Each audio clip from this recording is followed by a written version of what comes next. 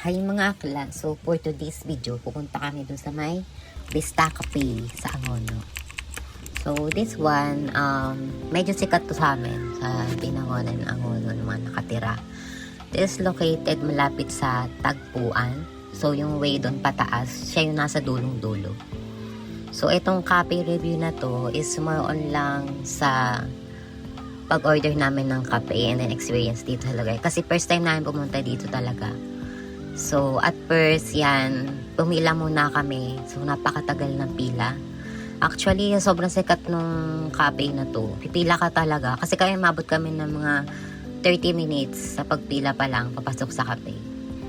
And regarding naman sa menu, so ito yung menu nila. Medyo pricey yung menu nila. Actually, guys, pricey siya. So, nakikita nyo yung nasa likod ko na flowers. Ayan yung gusto namin puntahan. So, akala namin doon sa picture, pwede siyang, pumunta sa gitna, picture, ganon. So, hindi pala. Ano lang pala siya talaga. As in, parang mini garden lang siya doon sa may Vista Cafe. And then, in-open lang daw nila yung lights ng mga flowers na yun pag alas 6 na ng gabi. So, unfortunately, hindi na kami aabot nun kasi meron pa kami pupuntahan ni Freddy. So, maganda din pala dito, guys. Pag pumunta kayo dito, yung mga pictures nyo, ang ganda. Instagrammable. Kasi nasa taas siya ng bundok. And then yung natural effects, yung natural lights ba, coming from the sun. So, ganon yung ang ganda. Yan yung ganda ng video niya dito.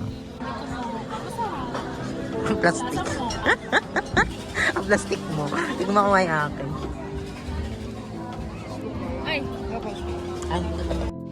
Ayan, lang namin yun, na di masarap. Pero, sa lasa, siguro nasa 8 out of 10. Kasi yung lasa nung kape nila dito is parang sa normal na kape din naman.